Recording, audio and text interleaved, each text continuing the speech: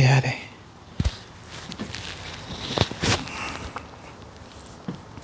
Kaibigan, welcome back.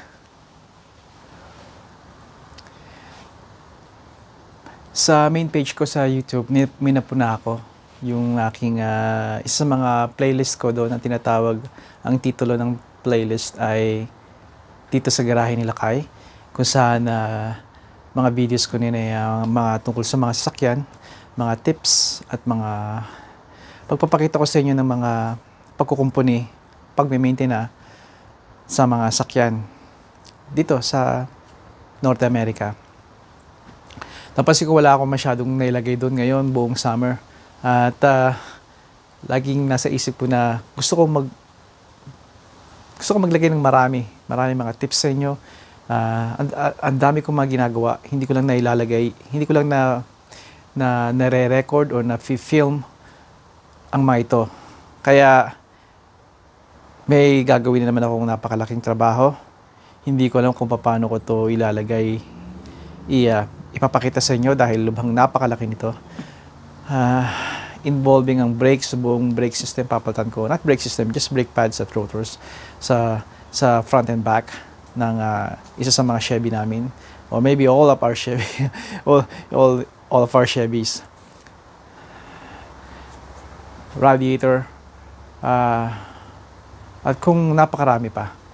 Kaya in-explore ko ang isang bagay na makakapag-live ako. Nalaman ko na impromptu to, na itong aking DJI Action 5 Pro Osmo ay capable. Alam ko na to, well, bago pa rin, few months ago, dahil nanonood ako sa paborito kong streamer dito na taga Toronto, si Johnny Strides at Johnny Stumbles. Johnny Strides, natutuwa ako sa kanya dahil ang ginagawa lang niya ay naglalakad siya habang nakikipag-usap sa mga viewers niya. At live yun. Doon ako naging interesado. Nagbibisikleta rin siya. Kaya interesado rin ako. Gusto ko yung content niya. Though I don't agree sa lahat ng mga views niya. Pero yung buong content niya, I like it. At madali palang i-sync ito dyan sa phone ko kung saan nagre-record ako ngayon ng live stream. Pwedeng i-live stream ito dito sa YouTube gamit ito at magiging, ang tawag ba nun ay hotspot ang aking phone kung malayo ako sa sarili kong wifi. At gusto kong explore yun, kaibigan. Just casual walk or casual biking, di ba? At I don't need to speak or magsalita. Umpisa natin sa ganon. Ngayon, I really like this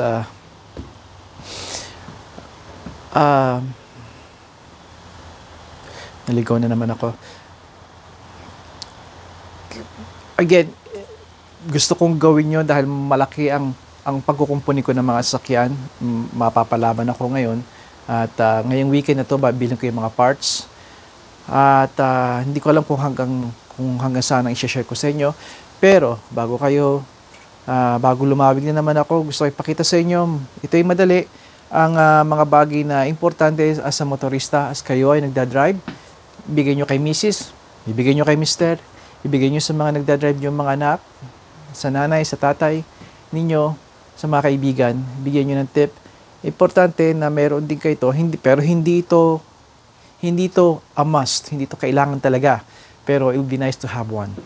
At hindi kayo magkakamali dahil sa presyo at lalo pa sa mga tao na naghahanap ng used car. It's good to have this. Okay? Ito ang tinatawag, kaibigan, na OBD2, onboard. OBD stands for onboard diagnostics. Sa kotse ninyo, meron kayong sistema doon sa kotse ninyo na computer na nagsasabi sa inyo kung ano mga problema. Well, 99% ng kotse ng these days. Onboard diagnostics. Kailangan nyo ma-access yun sa pamamagitan ng ito. Ito ay ang tawag ito ay OBD2. Now, there's two. Two means second generation, meaning from 1996 na kotse hanggang kasalukuyan ay ito ay mababasa nito kung ano yung nakalagay sa harapan ninyong Christmas tree. Alam niyo yung Christmas tree, or sa amin ang tawag namin ni idiot light, yun yung check engine. Diba? Yun yung check engine ninyo na nakalagay sa harapan ninyo mismo, na nakatitig sa inyo lagi pag nagdadrive, na hindi nyo alam kung anong problema. Ito yung makatulong. Dahil minsan, ang problema lamang ay simple lang. Maybe palitan nyo lang ang fuse, maybe missing cap. Yeah, kaibigan, totoo yun. Minsan missing cap, it could wreak havoc sa buong sistema ng inyong kotse. Dahil ang kotse ninyo ay, I don't wanna get into detail, too much detail, pero makina ninyo, kailangan pa rin ng ratio. Nagdedepende yan sa hangin, atmosfera, kung ano yung nasasagap niyang hangin, tinitimpla niya para malaman niyo kung how much yung gasolina may lagay ninyo. Napakarami. Parang tao yan eh, di ba? Kung baradong ilong ninyo ay yung performance ninyo hindi optimal, hindi efficient, di ba? Or yung mood ninyo. Ganun din yung sakyan. Sa ganung paraan. OBD2 at ito'y code reader ang tawag. Okay?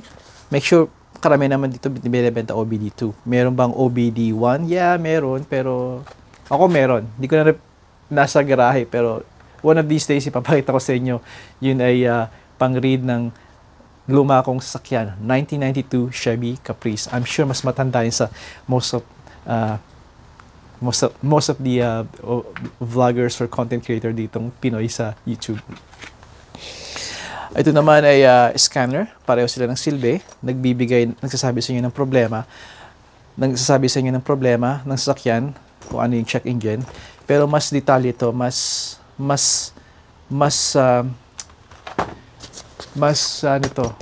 deep ang pag-analyze ito, mas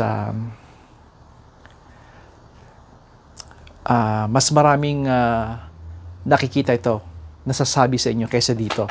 Now, mas mahal to, of course, scanner. May ang range nito ay, well, I only got this for close to $500 back then. Maybe a little $500. Let's call it $500. That was years ago, matagal na, ilang taon na. Kaya hindi ko alam magkano ang presyo nito. Let me open this for you. It's just a simple, nakuha ko to sa isa sa mga pinakang mga popular dito sa Canada, ang Princess Auto. Mahambing nyo yun ng Harbor Freight sa US. Okay? O back then, Pack Boys, you know. Ito yun. Just plug it and automatic mag-on dito. Now, to access this,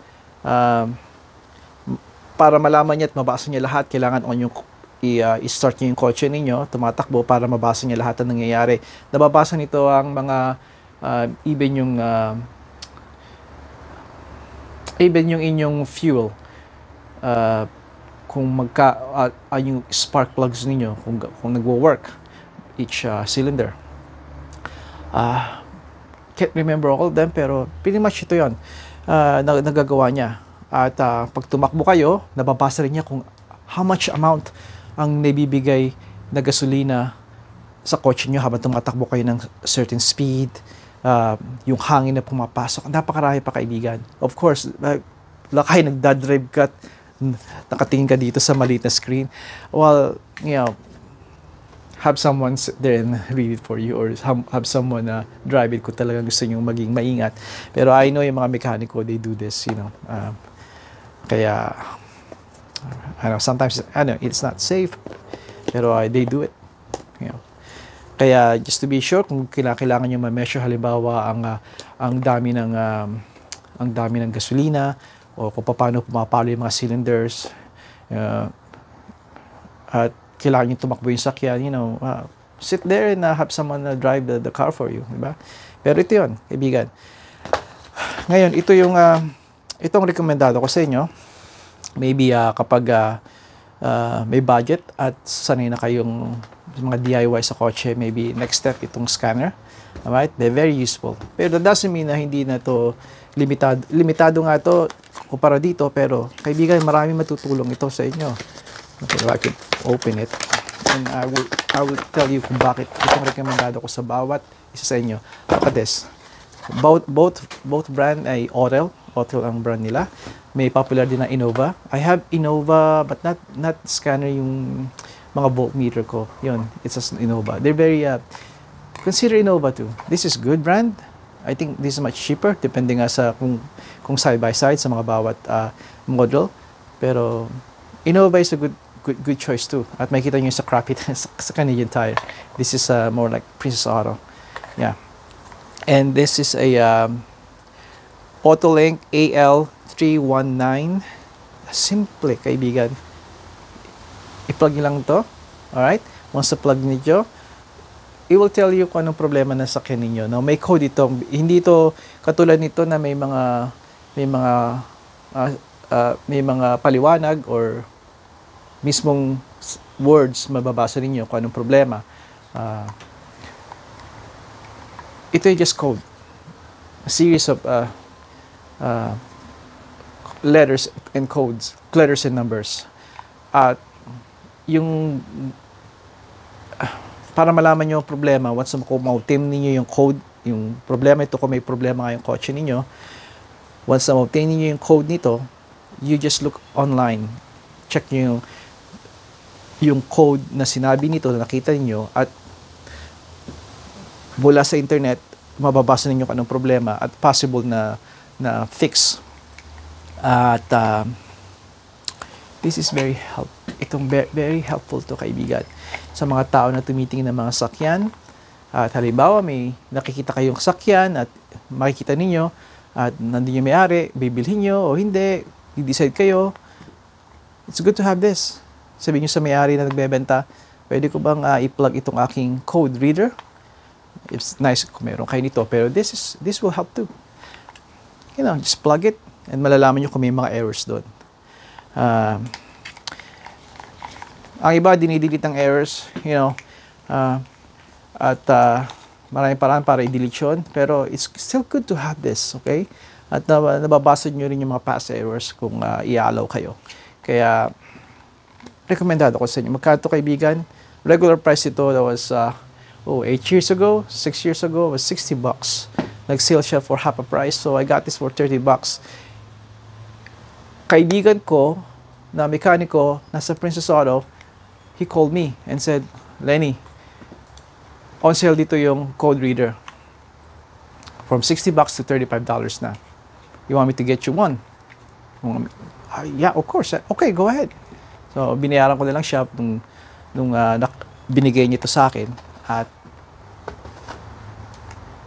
ito, naibibigay ko ito sa mga pamilya. May problema kayo, bigay niyo ito. And kaibigan, rekomendado ko ito sa inyo. Please consider this. Malapit ang Pasko. Pwede nyo itong ibigay sa mga kamag-anak nyo, kaibigan, as a regalo. You can still find $30 worth OBD like this. OBD 2. Okay? Make sure it's 2, number 2. Alright? Online, nagkalat to. Kaya, but I encourage you to buy your, to get your, to buy locally. Alright? Kaibigan, hanggang dito na lang. At sana maayos ang kalagayan nyo lagi. At have a great Friday. Have a great weekend. Hanggang sa muli, padayon.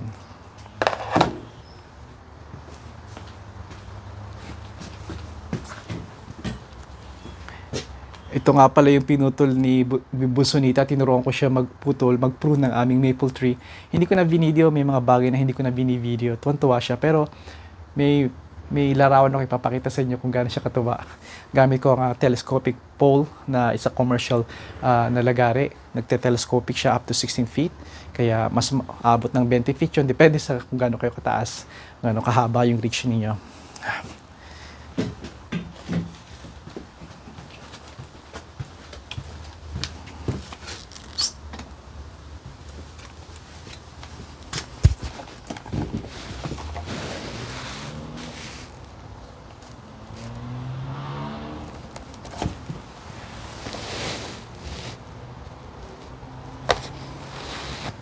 Take care guys.